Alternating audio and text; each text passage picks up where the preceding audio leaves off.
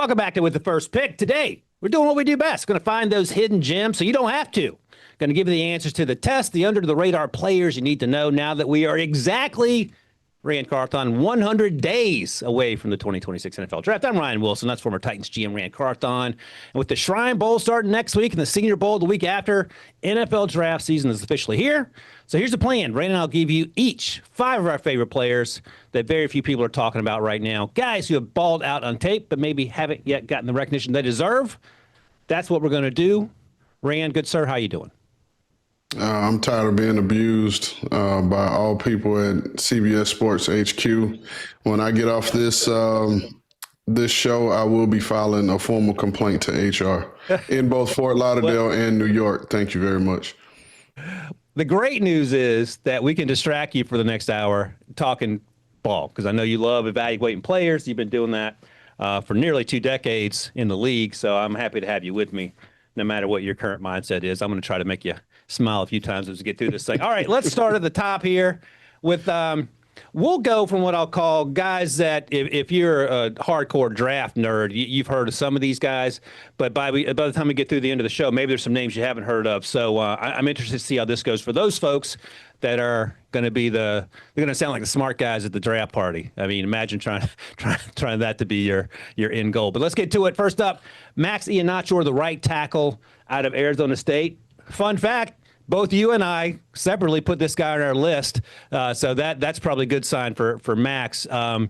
Right tackle only the last 3 years. Here's what I'll say about him. He's officially 6'6", 330, 34-inch arms. So those check all the boxes when you're building the right tackle in the lab. This young man, Rand, did not start playing football until he went to junior college, East LA Junior College, did not play in high school. So he's essentially been playing 4 years. And to make the progress he's made against the competition he's made has been extremely impressive. And I feel like he's going to be not only a top 100 pick, he might have a chance to be a top 50 pick by the time it's all said and done. Man, so it's great to hear you give that background information, because what I like to do is just evaluate these guys just based off of what I see on tape. And then from there, you bring in the background, right? Because sometimes just you can't even help it. If you know stuff about a player's background, it kind of bleeds into the tape sometimes.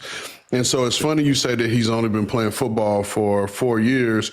Because one of the things I had not an issue, but a concern with was his instincts and feel.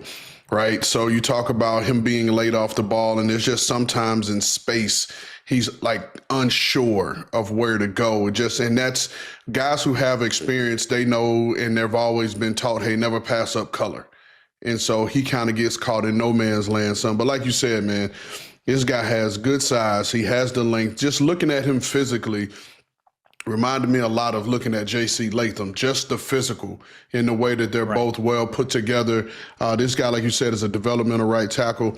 And maybe I'm jumping off the roof here a little bit, but I think, and I have it in my last line here in front of me, for what it's worth, in my opinion, I think he's a better prospect than Isaiah Worrell.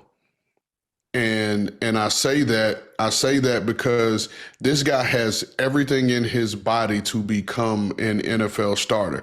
In a perfect world, you have this guy on your roster. This is a guy you bring along slow, kind of like what the Eagles did with who's their left tackle right now? I'm drawing a blank on the Jordan Mailata. Yeah, how they drafted Jordan Mailata in the 7th round, who had never played football, committed to him being the 53rd man on that roster. And they brought him along nice and slow, and then boom, look at him now. He's a Pro Bowl left tackle. So I think the same thing with Big Max. I think at this point he's a better run blocker than pass blocker. I think in the run game he can generate vertical push. He can get movement off the ball. In the pass game, he is a densely built person, so it's really hard to run down the middle of him and create those, him condensing the pocket. Now, I will say, if you watch the Mississippi State game, he had 2 really ugly snaps where he kind of got off balance, feet got tangled up, and he got put on his back. But again, a lot of things like carrying his hands low, engaging with his hands outside of the frame, those are all things that can be coached and can be taught. And so to hear you say that this guy's only been playing 4 years, to me, makes him an even higher player in my opinion. And I think that's probably why he may go higher than some folks might expect had they just seen the tape and not known the backstory. You talked about Jordan Mailata. The Eagles have a track record. Remember Alejandro Villanueva back in the day, who played at Army, and they kept him stashed. He was a defensive player, ended up going to Pittsburgh and being their starting tackle for a couple of years there. So I think one of the lessons is you can be a fantastic athlete, but just like the quarterbacks, you got to be patient with these players sometimes, and sometimes it's hard to do. Let me ask you this, because when you try to categorize these players in terms of where they may get drafted, a lot of it has to do with athleticism. But we don't know what he's going to look like 5 years from now. But would you gamble on someone with these sort of traits, and not necessarily the top 5 pick, but let's say top 50, or a Will Campbell type? Obviously, he's a top 5 talent because that's where he went, but who struggles with the physical stuff, even though, and we've seen his limitations be exposed at times his rookie season. I think he's going to get better. But how do you balance technician with not the high-end physical tools versus physical tools and just learning the game, essentially? Well, I look at it like this. At some point, because Father Time is undefeated, those physical tools will go out of the window, sometimes quicker than others. And so what do you have to rely on after the physical tools have subsided? Can you play with fundamentals and techniques? And that's what a lot of the greats, when everything starts, like let's use Michael Jordan, for example, in basketball. We knew Jordan at the start of his career to be a high flyer. They said he couldn't really shoot the ball all that well. But as Jordan progressed in his career, he became better at shooting the mid-range and even the three, because of the high flying skills weren't really there the way they used to be. So I look at it kind of like the same. I'm going to always bet on the sure thing, and I call it the big ugly, the guy that may not pass, the eye test, so to speak, but a guy who's always functioned at a high level and executed his job at a high level. Guys like this, to me, typically go in that third, fourth round range, on the back half of the third into the compensatory, especially teams who have had multiple picks in that round. You can take a chance on this guy with the understanding that no matter what, he's going to be on your 53 and you have time to develop him. That's a good point. Chuck Okorafor was sort of like that. He was a third-round pick, late third-round pick, Central Michigan athlete. Started for a few years in Pittsburgh before they moved on from him. I think that Max is a little higher upside. Let me throw some names at you before we take a break here of landing spots that made sense for me and just sort of thinking about this. The Titans could use a right tackle. The Giants could use a right tackle. The Chiefs could use a right tackle and be part of that, turn this thing around quickly once Patrick Mahomes gets healthy. Any of those teams interest you as a good fit? And not necessarily in 2026, but maybe you have to wait a couple years? I think the Chiefs is a good fit. I don't agree with the Titans part because you signed a guy last year. They signed one at left tackle. J.C. Latham moves over to right tackle. So I don't see him coming in unless they plan to move on from J.C. Whatever, that's their issue, not mine. But where the Chiefs are with their offensive line and the amount of people they have at those spots, I think that would be a good landing spot for him to be able to sit a year or two possibly and then work his way into the lineup. Love it. If you're watching us on YouTube, let us know in the comments what you think about some of these players. If we miss any players, let us know because we're always looking for sleepers. And as Rand did here, feel free to disagree with any fits that I may have for these players. And if you think your team has a more important need, let us know because I always love to read the comments, see what you guys think. All right, let's take a quick break. When we come back here, we're going to get to our number 2 players on our list here. Ray and I go in different directions this time. I got an edge rusher who was a lot of fun to watch, and I'm excited to talk about him right after this break.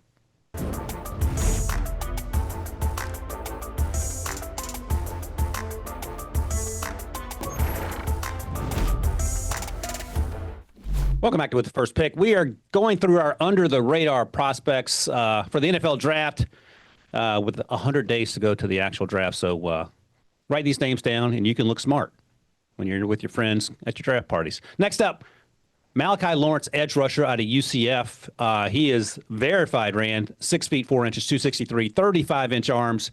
The issue, and I'll ask you in a moment how big an issue it is, he'll be 24 when the draft rolls around. So what does that mean in terms of his draft status? But he was so much fun to watch. He's going to be at the Shrine Bowl.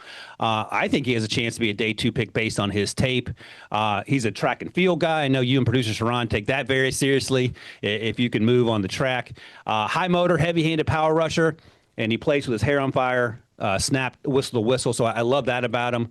Explosive first step, and he has those long arms as well. That feels like someone who's going to translate as a situational pass rusher early on, and then maybe you go from there. Do you have a chance to see Malachi? And if you did, what were your thoughts? Yeah, I did. The first thing I'll say, man, I agree 100%. Like the way this guy plays, like soon as you turn off the tape, you just see quickness and twitch. And like you said, playing with his hair on fire. Had a hell of a game against Baylor. You see him here against Sawyer Robinson, but had a hell of a game against Baylor. I thought he played with size, played with length, very high motor, has quickness and twitch off his body. One of my things with him, he can transition speed into power, and a lot of this will come the more he plays, but he has a tendency to engage with a narrow base and on his toes, which kind of negates your ability to create and generate power and knock back. But he does have that in his body. Like you said, his hands are violent and active, and you just see him snatching and jerking blocks around a lot. I think what really hinders him the most as a pass rusher is his stiff ankles and lack of change of direction. I think when he gets to the top of the rush, if you can think about those guys running a hoop and then they have to be able to retrace and come back down, I don't think he retraces all that well. I think in the run game, he sets a solid edge. I will say he does have a tendency to get caught on the wrong side of blocks. I don't know if that's just him being nosy and trying to peek backside, because you see a lot of times where the edge is set, and then once the running back makes his entry point, he'll look to the inside, and then the ball bounces, so he kind of loses that edge. Saw that a little bit, but I liked a lot about him. I think he projects well to special teams, especially as an edge guy. You always look for, when you're building a team and you're building a game day roster, is which of the wave rushers, those rotational edge guys, can also give you something on special teams. I think he'll be able to give you something on special teams because of the size, because of the length and his straight line speed. It's funny, like watching him, and I don't know if I was really dialing in watching him while the game was on, but I can tell that he will probably say Will Anderson Jr. is somebody that he's watched. Right, because I see him, the way Will Anderson plays. Now, this guy doesn't have Will Anderson ability, but the way Will Anderson plays, this guy plays the same way. And I see him as an early day 3 pick. Just because I think, again, like as him as a rotational wave guy, I think he'll be able to come in and give you some juice off the edge. Yeah, and look, man, under the radar doesn't mean a sneaky first-round pick necessarily. It means guys that can come in and help your football team, even if they're not top 50 picks, for example. All right, let's go to your guy, someone that could potentially end up blocking Malachi Lawrence. Monroe Freeling, the left tackle at Georgia. He has played right tackle a little bit in the 2024 season. 6'7", 315. What did you like about Monroe? Man, I love his size. I think he's a little more athletic than given credit for. Like you said, he's 6'7", so he's a little high cut. And he, that which leads to him being kind of high on initial contact. I think he's one of those guys that, because he's so tall and he's so big, his natural tendency is to catch and try to torque every block with all upper contact.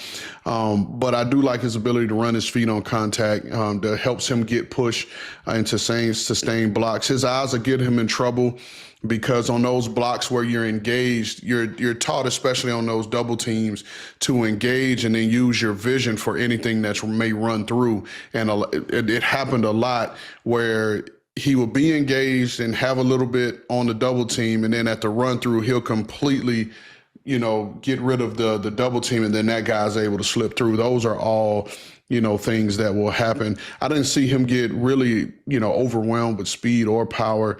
I do think he'll have his issues every now and then redirecting. And I thought he could use his length a little bit better, just being able to create separation from those rushers. Now, I want to say this.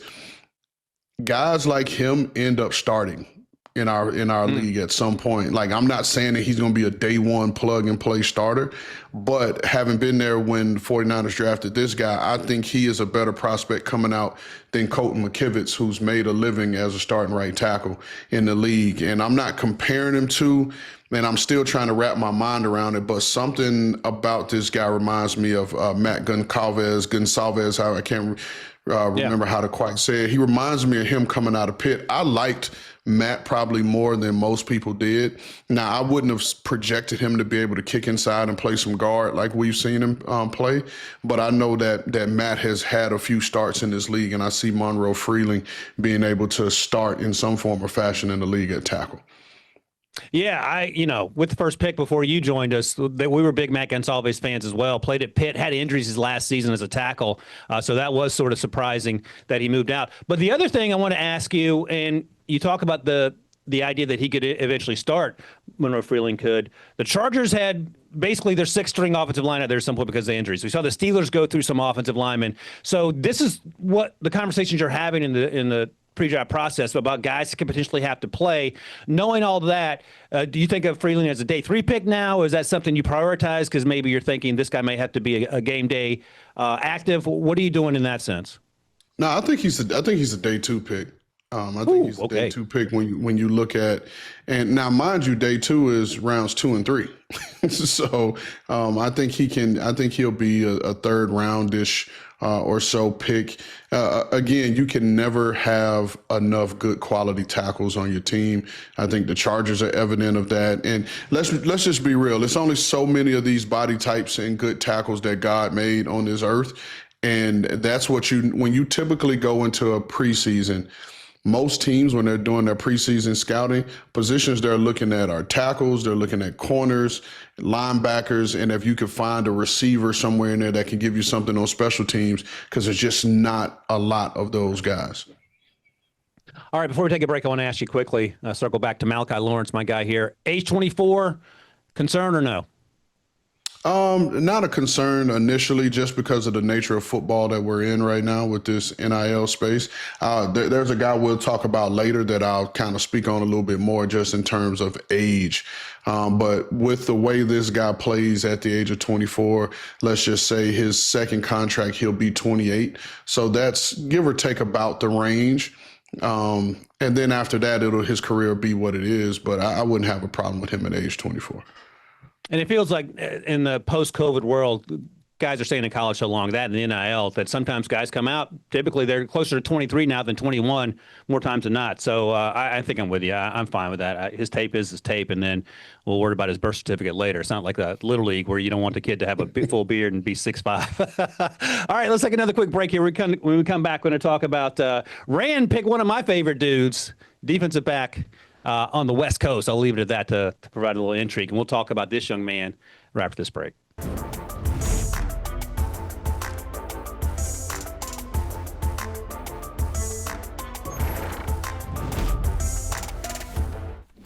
All right, Rand, let's keep this train going. Underrate our prospects ahead of the NFL draft, which is 100 days from now. But the All-Star games are right around the corner. Shrine Bowl, Senior Bowl. By the way, producer Sharon, I'll let you in a little secret here.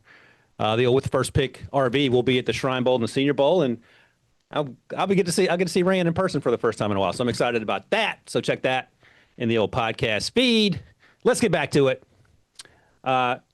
This young man we were talking about in this podcast back in October, and not a lot of conversation about San Diego State football this season, but Chris Johnson, cornerback, was reason to celebrate that program. Officially 6 feet 182 over the summer, and that 182 sticks out. Rand plays primarily outside. He has some special teams juice. He was special teams player of the year a few years ago at San Diego State, but he plays the position in terms of his mentality, not necessarily his tape, but his mentality is like Devin Witherspoon in that he thinks he weighs 220 pounds and he's just looking to blow guys up. I thought he consistently stayed in phase on vertical routes, physical at the catch point, all the things you're looking for when you're trying to transition from college to the NFL. You put him on here, so clearly you're a Chris Johnson fan as well. Yeah, and I think that this new age of corner is the corner position is changing. These offenses have gotten smart, and when we normally talk about setting the edge, we're talking about an edge defender, we're talking about a defensive end, we're talking about an outside linebacker. But these offensive coordinators now are producing these run schemes that forces corners to have to come up and set the edge and make them be the last line of defense on the tackle. And again, going back to this Houston Texans defense, the key thing that you saw out of their top 3 corners is all of those guys tackle. I mean, their nickel last night had 3 tackles for a loss. And all of their corners, Lassiter, he loves to hit. He probably prefers that over covering people sometimes, you know what I mean?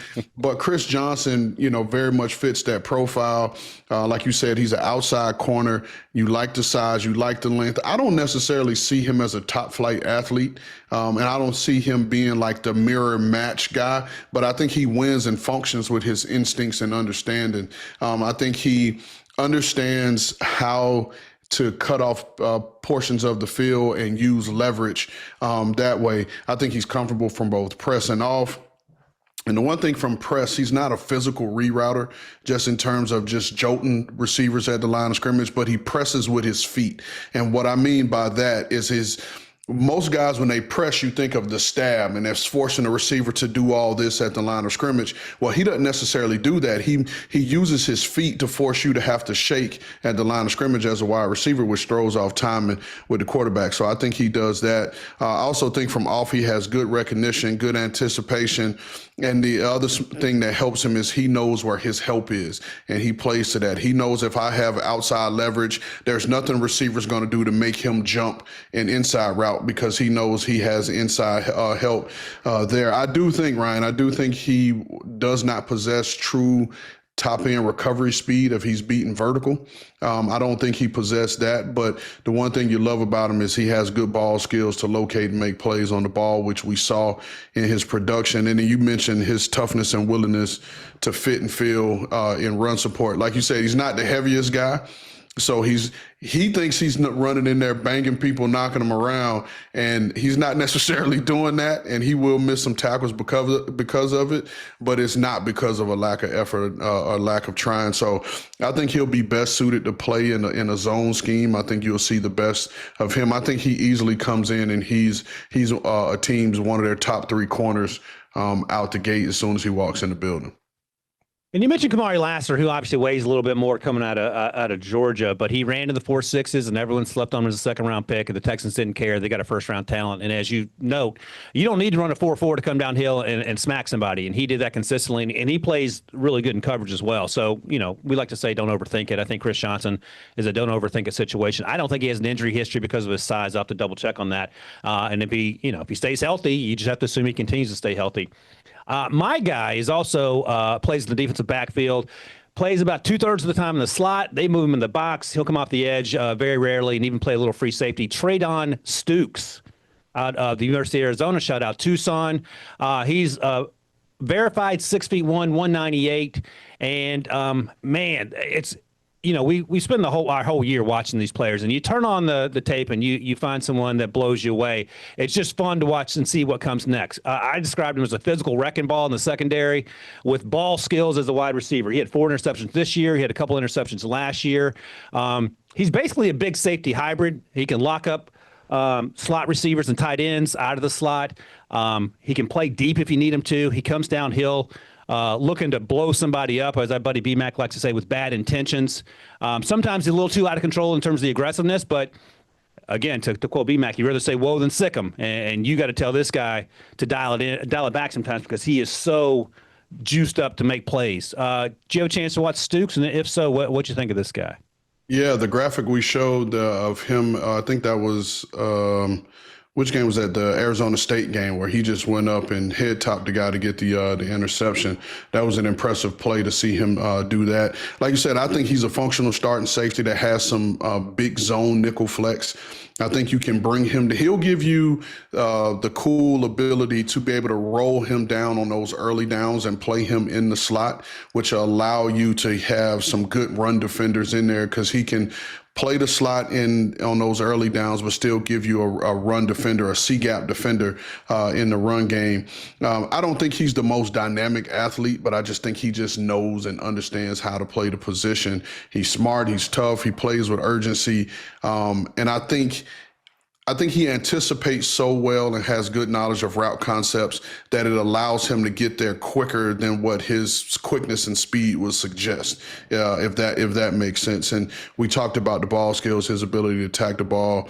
And so this is a guy, like you said, I don't think he's getting a lot of love right now, just in terms of the media, but he's a really good football player. Now, we talked about it earlier on the previous segment with the guy being 24 years old. Treydan Stukes is a 6-year player. And so to me, it used to be one of my personal theories is that if you're a fifth year senior at this point, then you're pretty much maxed out. That there's not real upside for you there because, and I hate to use this term, but this is just how I think it. Real guys, particularly in the SEC and the ACC, those guys leave after 3 years, right? And then sometimes you can get a guy back for his fourth year who wants to prove something or he wants to do it for the team. And then those are still guys that have upside. But when you start venturing off into the fifth and sixth year, then for me, I'm like, okay, is what I'm seeing the most that I'm going to see out of this guy? And as a former fifth year senior playing at a SEC school, I was completely maxed out and didn't get any better when I came out. That's not true. We in fact on the show showed your week 2 touchdowns back-to-back years versus the Texans back when you were the Colts. Straight line. That was in a straight line. I just went that way.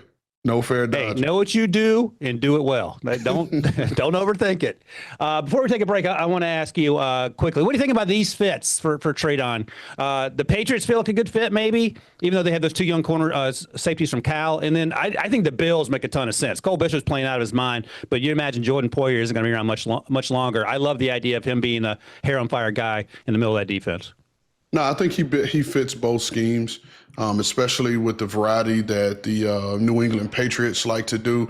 And the good thing about him playing in that Bills system, the Bills system leans a lot more on the safeties than I think people realize in terms of communication. And to play safety in that Sean McDermott, Jim Johnson type system, you have to be smart. There's a lot on your plate.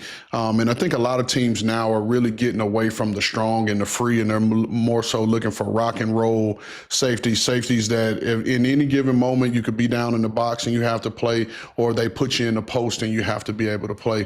And I think he could come in with, no disrespect, with some of the safeties that they've played with in recent years. I think Treydan Stukes could really come in and play for him. That's Buffalo I'm speaking about. Yeah, no, I'm excited to see him. He's going to be at the Senior Bowl, so we'll be talking him up the next few weeks for sure. All right, let's take another quick break here. When we come back, got to turn our attention to Guy's position. And that's right. We're going to talk running backs. Rain has a guy for us. We'll talk about him right after this.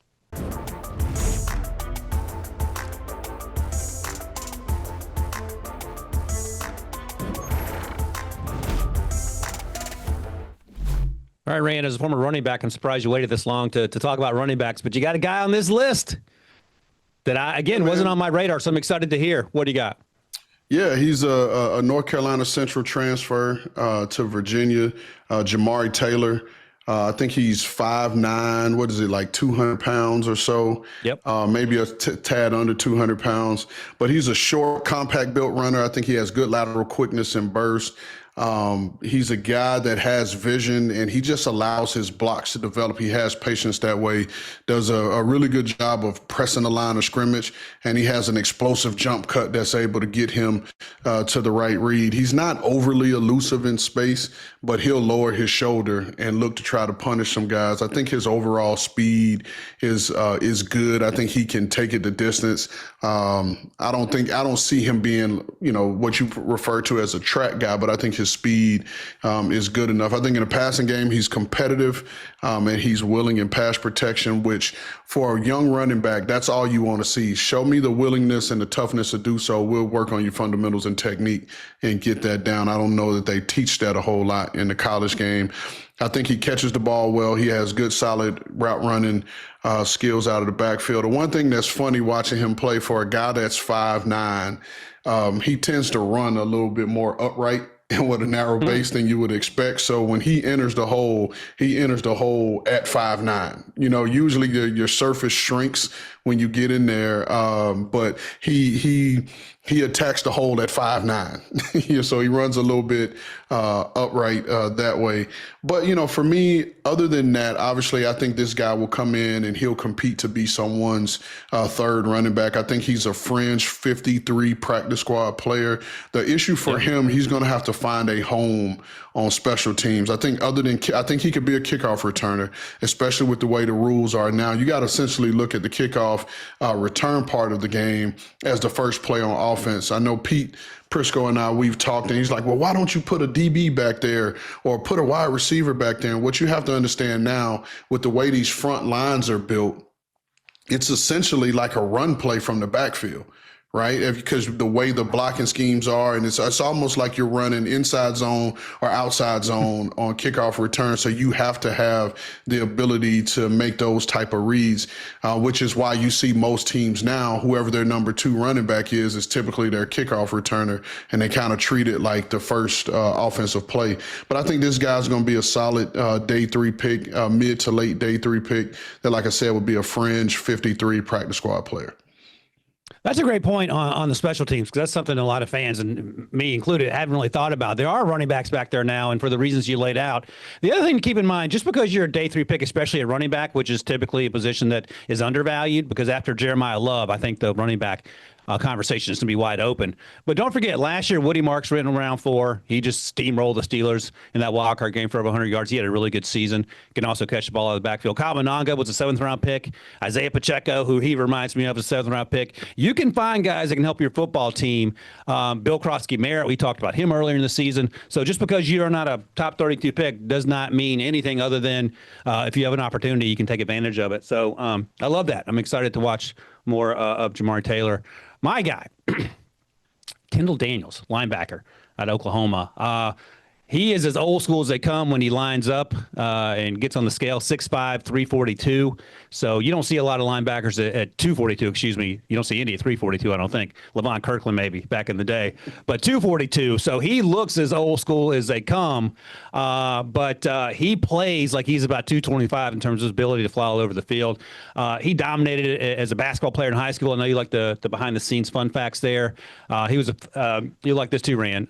He's a safety when he came out of high school. So imagine him coming downhill, Steve Atwater style, and they moved him to linebacker once he got to Oklahoma. Long-limbed, I call him a defensive chess piece because you can move him all over the place. Like I said, he plays some slot. I think he's the best in his class in navigating blocks and in terms of the perimeter screens and coming downhill and blowing up blocks and getting tackles of wide receivers in space. And I love the versatility he brings because you don't see that a lot once these guys get close to 245-ish, Rand. The movement skills I thought were pretty special. But I'm interested in what you think because you certainly have been evaluating guys a little bit longer than me. The first line I said he is an interesting prospect. And it's like you said, he has very good size. He's versatile. You talk about him playing safety. There are some games, I want to say the Alabama game, where he actually played safety, where they put him back in the post and he was playing safety. So you mentioned it. We've seen him play on the edge. We've seen him play off the ball. We've seen him play in the slot, and you've also seen him play in the post. So that's why I say at that size, 6'5", 240 something, he's a really interesting prospect. I think he is a good athlete, and I just think he's sufficient in everything he does. I don't know that he has that one elite trait. Right. And that typically happens because you move these guys around so much because a lot of what he does is he plays in the slot. That's where we were able to get Fred Warner in the 3rd round coming out of BYU because he played primarily he was a big nickel almost and had never really played in the box linebacker until we drafted him in the 3rd round. And that's a shout out to Robert Saleh and D'Amico Ryans for their vision and seeing him that way, which I think is why he lasted to the 3rd round. But I do think this guy, I can see a lot of areas of his game that can improve and get better. I think he's a guy that because he can do so much, you don't want to overextend him early in his career. Let him master one spot and become really good at that before you really start putting everything on his plate, because you start moving him around too much too soon. You never allow him to fully get comfortable in any one phase of his game. What I really like about him is I think he projects really well to special teams. I think he could be a tackle or a guard on punt team. I think he could be a 3 or a 5, or anywhere from a 3, 4, or 5 on kickoff. I think he gives you that versatility and being able to do a move there. I mean, you could even put him at the 2 if you have other guys out there. Typically, the 2 is a guy that has been your contained guy. But I think in the way this game is built now and the way this kickoff rules, he can win a lot of those one-on-one battles in that kickoff phase.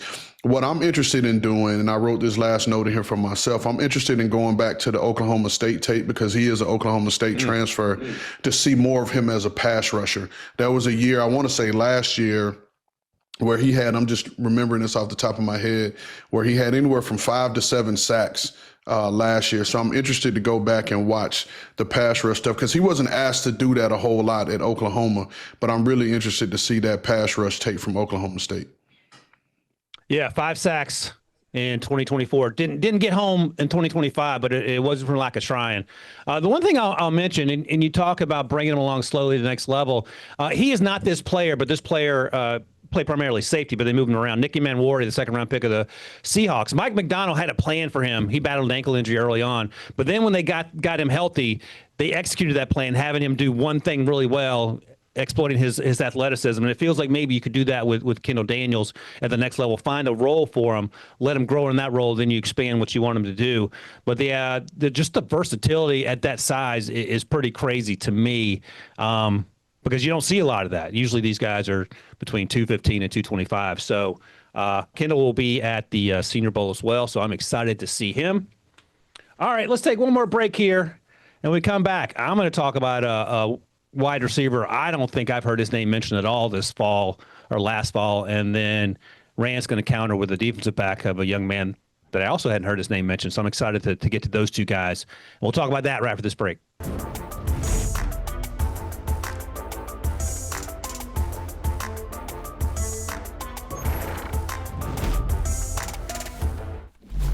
All right, we're down the home stretch here, Rand. As you're trying to crack jokes with our producer, let's get down to business. Our last two under-the-radar prospects as we make our way to the 2026 NFL Draft 100 days from now. And let's start with your guy, defensive back Brylan Green out of Liberty. He is listed, I think he's verified at 5'9". I'll give him a couple eighth of an inches there, and 174.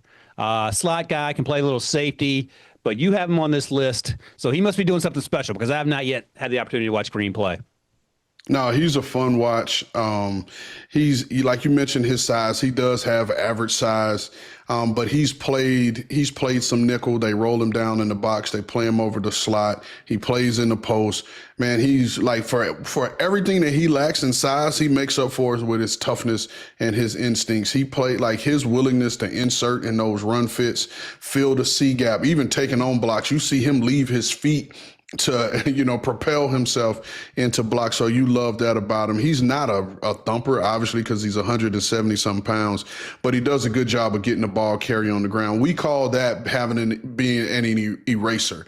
And he's not an eraser in the true sense of an eraser in terms of being able to play red line to red line and coverage, being the last line of defense, getting guys on the ground. But at a high level, he's the last line of defense in terms of making a tackle. He gets the guy on the ground, and he's back there breaking up passes and coverage. I think he has good route recognition, anticipation. One thing he does a good job of, he takes routes away in coverage underneath and forces the quarterback to work through the progression, which obviously helps the pass rush. He understands angles. I think his range from a single high position from the center of the field, I think is above average. I think he's able to get there, but it's not elite by any means. He does have good ball skills. He takes the ball away. I think he only had one pick this year. He was playing with a club on his hand, but he made a really nice play in the James Madison game, getting the pick. And again, you talk about being instinctive. It was in the end zone, and he was buzzing to the flat for his coverage, but he felt the tight end come open underneath, and he just put his foot in the ground and went back to the tight end and was able to break away, not only break up the ball, but take it away. I don't know that he gets drafted because of the measurables. He will be at the American Bowl. I think if he performs like how he performed on tape at the American Bowl, he'll get an invite probably to the East West or to the Senior Bowl, one of those other games, and have an opportunity to play against some higher competition. But again, I don't know if he's going to get drafted or not, but I think he will make somebody's team and find his way in the lineup. His overall game, not necessarily his size. Well, the size is kind of similar. Rodney was a little bit bigger, but he reminded me of Rodney McLeod coming out. Rodney McLeod was a corner that people didn't think could necessarily run or play corner, didn't know that he was big enough to play safety, played some nickel, and all I know is that he ended up having a 10-plus year career in the National Football League. So you could poke holes in both of their games, but I think both guys are just really good football players. And here's the thing, man. A lot of times this is where players who maybe flew under the radar in the fall have a chance to make a name for themselves. A year ago, Efton Chisholm out of Eastern Washington, No one was talking about him. He got invited to the Shrine Bowl. He's now playing on the active roster for the Patriots. Konate Mumfield came from Pitt, went to the Shrine Bowl, had a great week. He ended up being a 7th-round pick, I believe, of the Rams. He's gotten some time. Isaac Tislah was at a smaller All-Star game, got elevated to the Shrine Bowl. Lions trade up to the 3rd round to get him, and we know what he can do physically. All right, my guy, Ted Hurst, wide receiver out of Georgia State. Shout out Georgia State. 6'3", 195. He plays primarily outside of that size. And here's the thing that I loved about him. Number one, he was targeted 240 times the last 2 years, went over 2,000 yards. He did have 13 total drops, 6 this year, 7 last year. So the number of targets, I'm okay with that. He's also a straight line track guy, and I thought he's one of the top contested catch, back shoulder, high point receivers in terms of straight line speed. Throw the ball up, let him go get it. One of the concerns I had, and this is going to come down to coaching, I would imagine, the next level. Sometimes he takes a little too long to get off the line of scrimmage, a little too much dancing, just get into the route and then win down the field, which he can do. But I love the idea of him on a team like the Rams. Maybe he's an upgraded version of Jalen Hyde. If you're the Giants, he's a go ball specialist. Even the Packers, you have a bunch of young receivers, but also some guys who are going to be up. Did you have a chance to watch Mr. Hurst? No, I did. I wasn't as high on him as you. I thought he was a 90-man roster guy with a chance to make the practice squad. You talk about his stature. He's tall. He's, a slim built guy. I thought he was more smooth than he was explosive or twitchy. Like you mentioned, I thought his burst off the ball, quickness in and out of breaks, and even his top end speed to me was like just above average. I didn't think he had real juice, but he was real smooth. I think he's still raw as a route runner. You can see the tools are there to develop. I thought he tipped routes. I thought at the top of breaks, he allowed his pad level to rise as he knew he had to make a break. And for a real DBs that study, that would tip them and allow them to jump the ball. So that was one. And he also got on his toes. You saw him get a little choppy at the top of routes, which will allow DBs at the next level. I did think he caught the ball well. Especially in those contested areas like you talked about. But I didn't think he was much running after the catch. He wasn't going to break many tackles, and I think a lot of that has to do with his slight frame. And then, the other part of me, and I keep bringing up with all these guys because we are talking about some of these guys being back-end guys, I don't think he really offers you much on special teams. I'd have a hard time finding a role for him. Don't see him being a gunner. Because he's not that strong and really not that straight line fast. Don't see him being a returner. And so you will have a hard time finding a place for him on special teams, which I think in turn will make him struggle to make the 53. That's why I said he would be a 90-man roster guy with a chance to make the practice squad. Yeah, if you're watching this on YouTube, make a note of this and remind me in 2 years. We'll see who's right about Ted Hurst. But this is why we have these conversations. Rand has a ton of experience, and, I'm just handsome, but I also have opinions about these players. So let us know, and any sleepers that we missed, let us know in the comments as well. The other thing that I want to mention, and I'm glad you brought it up, Rand, when you talk to wide receiver coaches in the NFL and you say, hey, what do you think of this guy? If they don't play special teams as a wide receiver, they can't be wide receiver 3 or 4. They have to be wide receiver 5, and then you got to figure out what to do after that. So that's a consideration, and you've talked a lot in this show specifically about the importance of special teams, whatever position you play. So I'm glad you brought that up as well. All right, before we get out of here, I'll just reiterate. Rand and I will be at the Shrine Bowl next week. We'll be doing live shows from there, so check that out. The next week is the Senior Bowl. We'll be live there. I'm excited about that. And the draft is 100 days away. Rand, are you ready? 100 days out? I'll be ready. All right, we got plenty of time. We do not have plenty of time. All right, that's it for us here. Thanks for watching, as always. Thanks for joining us on the podcast. You can check out With the First Pick wherever you get your podcast. Scan that QR code, Apple Podcasts, Spotify, YouTube. We will catch you guys in the next one.